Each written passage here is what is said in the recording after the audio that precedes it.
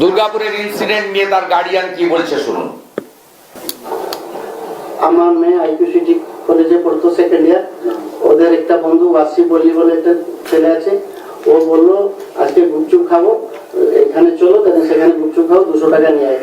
যখন 200 টাকা নিয়ে এলো, ওকে 3জন ছেলে ফলো করতো।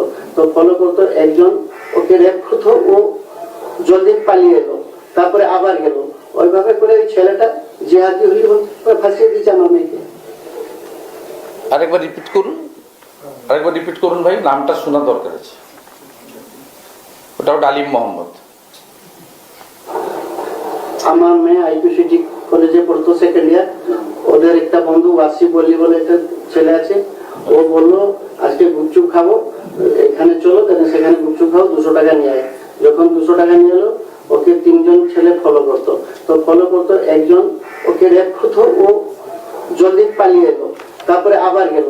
ওইভাবে করে ওই ছেলেটা জিহাদি হলি ফাঁসিয়ে দিয়েছে আমার মেয়েকে। নমস্কার বন্ধুরা, আমার নাম ধ্রুবজ্যোতি সরকার। দুর্গাপুর থেকে রাজগঞ্জ ধর্ষণের অভিযোগ নিয়ে বিস্ফোরক শুভেন্দু অধিকারী। দুর্গাপুরের ঘটনায় নির্যাতিতার বাবার ভিডিও প্রকাশ শুভেন্দুর। যোগী আদিত্যনাথের মতো চাই মন্তব্য শুভেন্দুর। কালিয়াগঞ্জ রাজগঞ্জেও ধর্ষণের অভিযোগ উঠে আসছে। আইন শৃঙ্খলা ইস্যুতে ফের রাজ্য সরকারকে আক্রমণ শুভেন্দু। শুনুন আরো কি বললেন বিরোধী দলনেতা। নো অ্যারেস্ট, পুলিশের একটা ভাঙা গাড়ি ঘুরছে, শুধু রাস্তায় টাকা তোলা ছাড়া। আর মুখ্যমন্ত্রী তার ভাইপো কোথায় যাবেন, কোথায় ফুচকা খাবেন, কোথায় নাচবেন গাইবেন, সে কাজে ব্যস্ত পুলিশ। কোথায় গেছেন বাংলার বাঘিনীরা? মিছিল করেন কোথায় কোথায়, কেন্দ্রীয় সরকার জবাব দাও।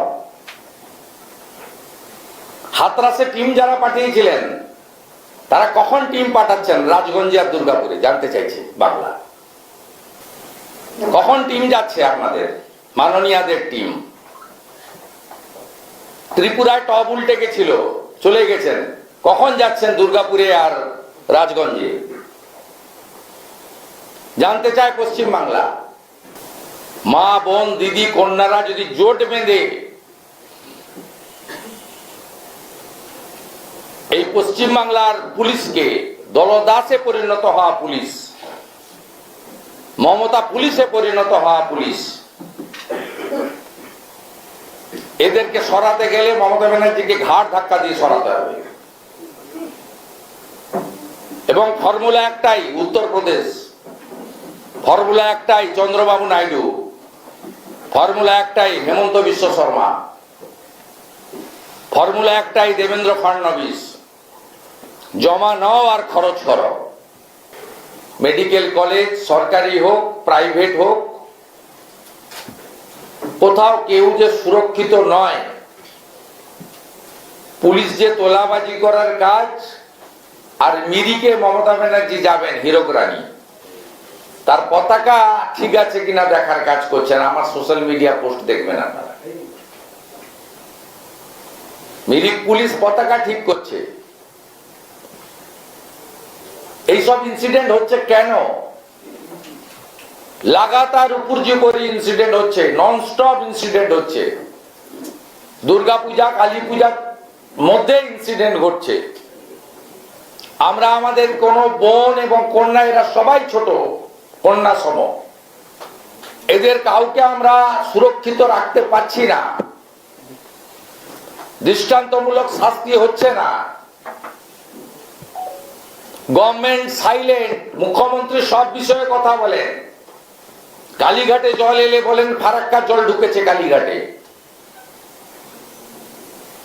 ভুটানের জল ঢুকে গেছে পাহাড়ে, যেখানেই জল সেখানেই ডিবিসি। আর্মিকে তাড়া করতে চলে আসেন মেয়র রোডে, তখন ওনার হাতে পর্যাপ্ত সময় থাকে, শিডিউল বানাতে হয় না।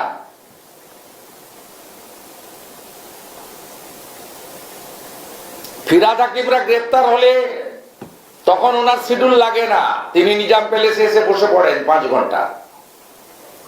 রাজীব কুমারের বাড়িতে সিবিআই গেলে তখন ওনার শিডিউল লাগে না, তখন সব ছেড়ে দিয়ে তিনি ধর্মতলায় চলে আসেন মুখ্য সচিবকে নিয়ে।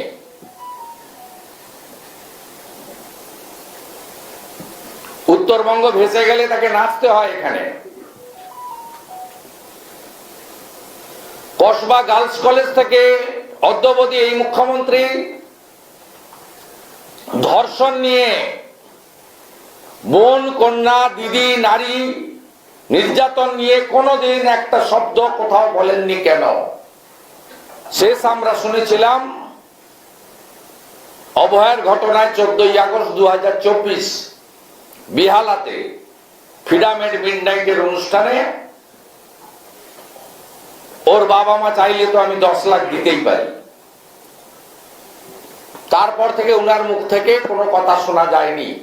বন্ধুরা, ভিডিওটি ভালো লাগলে দয়া করে লাইক শেয়ার করে দেবেন, আমাদের পেজটা ফলো করে নেবেন আর আপনার মতামত কমেন্ট করে অবশ্যই জানান। ধন্যবাদ।